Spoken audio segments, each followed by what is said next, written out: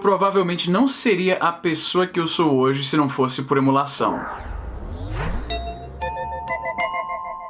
Como eu mencionei num vídeo anterior, a Nintendo está processando 2 sites de emulação, no momento apenas 2, é possível que esse número aumente no futuro, porque esses sites estavam distribuindo ROMs dos jogos da Nintendo. É a propriedade intelectual deles, e no vídeo anterior muita gente estava comentando, dizendo a propriedade intelectual não existe e tal. Eu entendo o conceito ético-filosófico por trás desse argumento, mas no mundo em que a gente vive, legalmente existe, e a Nintendo tem o direito, por mais que eu discorde, de processar as pessoas que estão abusando dos seus direitos intelectuais. Então, isso me fez pensar muito sobre emulação, como eu me relaciono com o conceito da emulação.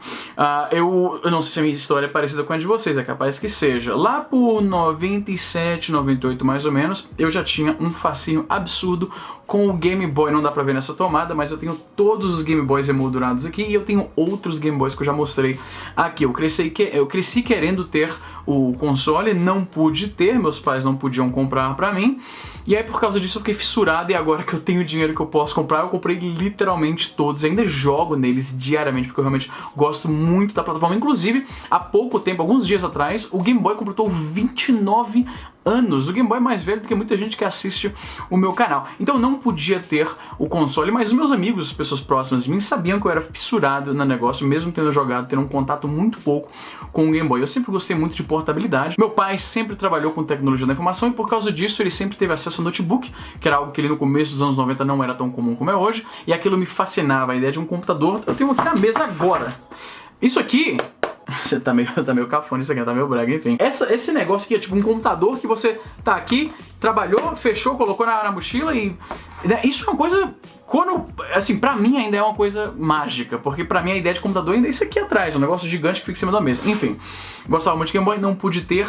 E aí, nessas conversas com amigos da escola, um brother, Luciano, amigo de escola, falou assim: Easy, por que você não baixa o emulador pra jogar nos jogos de Game Boy que eu não tinha acesso? Eu falei, cara, o que é esse emulador? E aí ele me deu num disquete um emulador de Game Boy com a ROM de Pokémon Blue, que hoje, inclusive, tá aqui, ó. Esse amigo me deu basicamente isso aqui, um Game Boy, na verdade tem 2 aqui. Tô ostentando o Game Boy. Um Game Boy com uma cópia da ROM de Pokémon Blue. E eu fiquei maravilhado, assim, quando a imagem apareceu no computador, quando eu carreguei, né, eu executei o emulador, e aí a parada carregou no computador, eu fiquei maravilhado, tipo, mano, eu posso jogar os jogos de Game Boy num computador, que coisa louca! E perde um pouco do sentido da coisa, porque a ideia do Game Boy é justamente ser um console portátil que você leva pra onde você quiser, você coloca no bolso. Só que eu não tinha dinheiro para aquilo, então jogar no computador era o mais próximo possível daquilo. Então eu amei aquela experiência de poder jogar, joguei pra caramba através do emulador, na mesma época em que o desenho tava bombando na Eliana, então eu jogava o jogo, assistia o desenho, ia pra escola e conversava com o pessoal sobre o jogo e o desenho. E aí eu pensei, mano, se eu posso jogar jogo de Game Boy através disso, é muito capaz que eu possa também jogar jogo de Super Nintendo. Aí eu botei lá eu acho que era o KD ainda na época. Botei lá no KD, emulador Super Nintendo, e poucos minutos depois estou lá jogando um jogo de Super Nintendo, que eu não tinha mais Super Nintendo nessa época, meu Super Nintendo durou muito pouco tempo, acho que menos de 2 anos, porque eu quebrei meu Super Nintendo.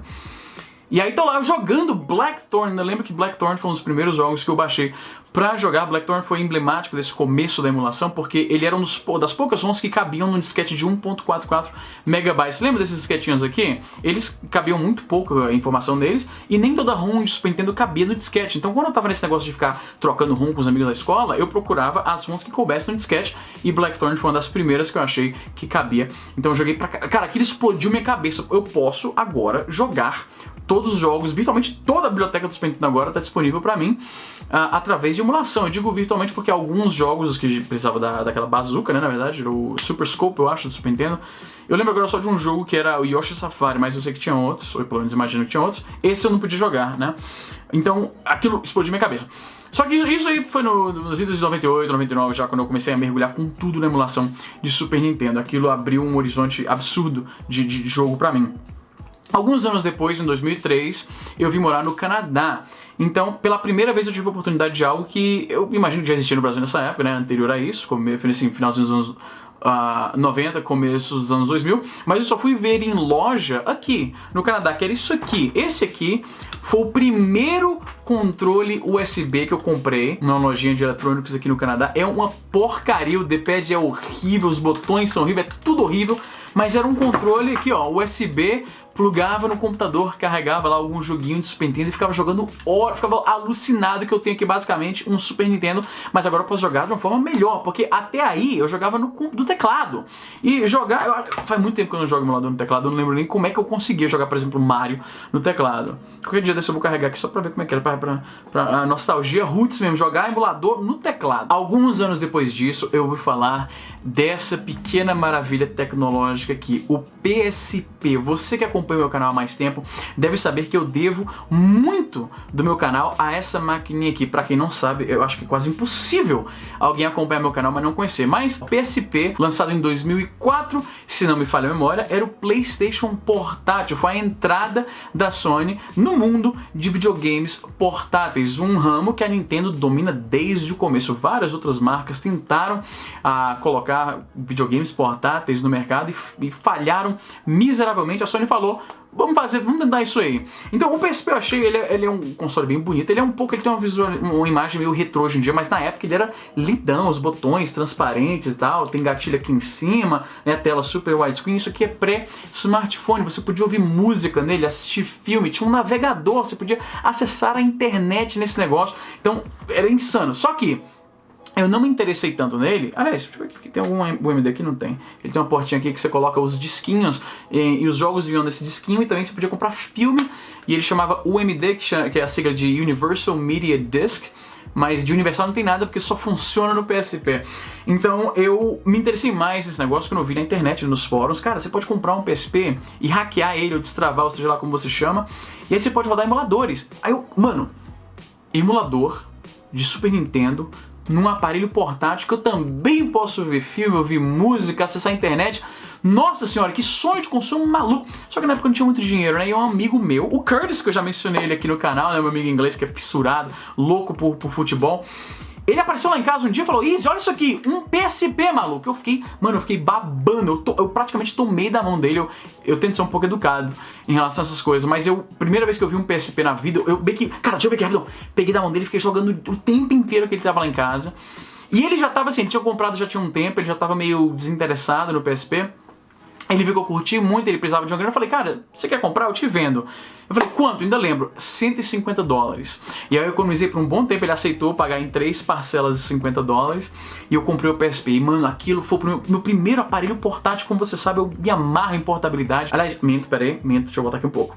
Quando eu saí do Brasil, a minha namorada da época tinha me dado um GBA SP, que é este console aqui, que é um Game Boy Advance portátil, com esse design aqui que fecha, fica bonitinho, cabe no bolso fácil. Ela me deu, e aí eu consegui quebrar essa merda também pouco tempo depois, porque olha que merda, eu coloquei, tinha um copo de Sprite no porta-copos do carro do meu pai, a gente parou pra fazer alguma coisa, eu deixei o Game Boy no porta-copo do lado, por algum motivo idiota. Quando a gente voltou, esses copos de papel de fast food, eles vão dissolvendo com o passar do tempo. Quando eu voltei, mano, o Game Boy tava submerso em Sprite, então morreu o meu GBA SP. Então não foi, na verdade, o meu primeiro, mas foi o primeiro que eu gostei pra caramba, porque eu podia jogar emuladores, e na época hackear isso aqui era muito mais difícil. Eu fiquei a noite inteira, eu literalmente virei a noite lendo tutoriais e tudo. Não tinha Orkut na época, não tinha Facebook, não tinha Reddit, não tinha nenhuma dessas comunidades virtuais na época, que torna bastante fácil. Quer dizer, na verdade Orkut eu acho que já tinha, mas ainda não era comum usar esse tipo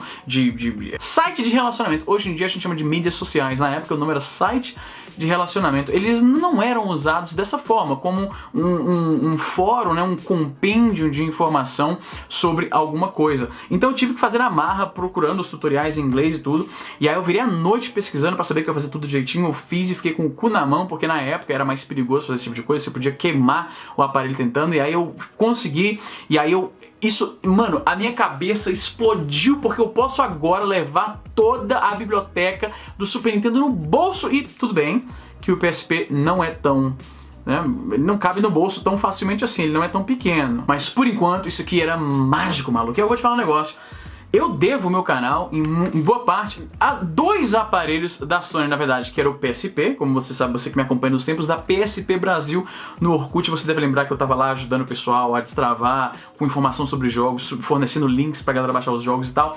E isso aqui que a minha namorada emoldurou pra mim recentemente. Olha isso aqui, cara, essa aqui é a DSC W80, que é uma câmera da Sony, que foi a câmera que deu origem ao meu canal. Eu vou pendurar aqui na parede.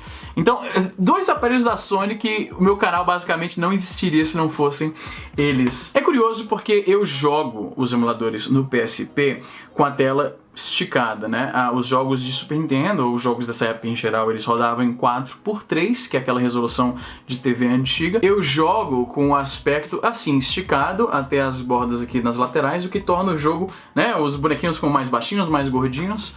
E muitas pessoas, quando eu posto foto do jogo rodando dessa forma, acham um sacrilégio, acham que eu estou estragando o visual do jogo. E eu entendo, em boa parte, eu reconheço que eu estou realmente deformando o jogo, ele não está rodando da forma que foi, né, que os criadores queriam inicialmente. Eu tô zerando o Symphony of the Night novamente através de emulação, porque eu nunca tive um PS1, e aí eu jogo esticando a tela até as bordas, né, do meu GPD-XD, que é o santo graal da emulação, na minha opinião. E aí sempre que eu posto uma foto, os puristas falam, nossa, isso tá estragando o visual do jogo. É porque eu joguei esses jogos, né, os emuladores, por tanto tempo com a tela esticada, que pra mim, aquele é o visual deles. Por exemplo, né, Donkey Kong 2, que era um jogo que eu jogava muito quando tinha meu Super Nintendo, jogo bastante tanto no PSP quanto no GPD-XD, ambos esticados com a tela até na lateral. E eu joguei mais tempo assim do que eu joguei no hardware original, na tela, como deveria ser. Então, pra mim, esses jogos, essa é a aparência oficial. E vou te falar um negócio. Pra mim, o Super Nintendo ele foi basicamente um console portátil, porque eu joguei muito mais Super Nintendo no PSP do que eu joguei de fato no Super Nintendo. É por isso que essas práticas tão, assim, agressivas da Nintendo em proteger a propriedade intelectual deles me deixam um pouco triste como alguém que curte o acesso, a acessibilidade a jogos mais antigos. Quando a Nintendo me dá a capacidade de comprar esses jogos, eu faço isso. Isso aqui é aquele Super Nintendo que a Nintendo lançou, né, que é o SNES, né, que é o SNES Mini, o Classic. E ele custava acho que $100 na época, vem com 30 jogos. A primeira oportunidade que eu tive de comprar esse negócio, eu comprei. Eu vou te falar um negócio, eu praticamente não jogo, porque como você me conhece, eu gosto de jogar portátil. Mas só de ter a opção de comprar a parada oficial, vem esses controlinhos aqui, ó, oficial de Super Nintendo, né, feito pela Nintendo, eu não consigo resistir, mano. Se a Nintendo tivesse, há anos atrás, desenvolvido um método em que eu possa comprar esses jogos no Wii, né, na época quando o Wii lançou, que foi o primeiro console da Nintendo que permitia você comprar coisa na internet. Aí digamos que a mesma conta do Wii eu posso usar no meu Nintendo DS. Aí eu compro um jogo no Wii por um preço mais razoável, porque os preços que eles praticavam no Virtual Console eu não concordava muito com eles. E aí eu posso jogar também no meu DS, aí quando sair o 3DS eu pudesse transferir isso também pro 3DS, novamente por um preço mais acessível.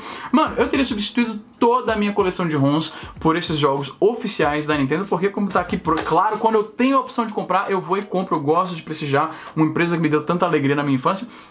Mas a Nintendo, infelizmente, até agora... Mano, o Switch já tem mais de 1 ano de existência. E eles prometeram o sistema online lá deles que vai permitir você jogar jogos antigos 1 ano atrás, e até agora não saiu, e pelo que eles prometeram parece que não vai ser também tão bom assim.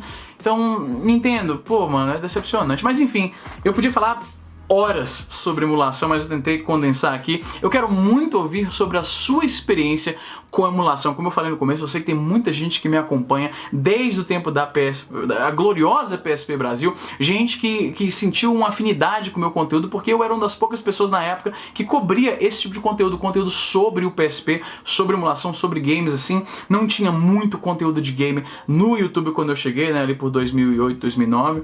Então eu quero muito ouvir a sua história com emulação. E é isso, a gente vai ficando por aqui e até a próxima.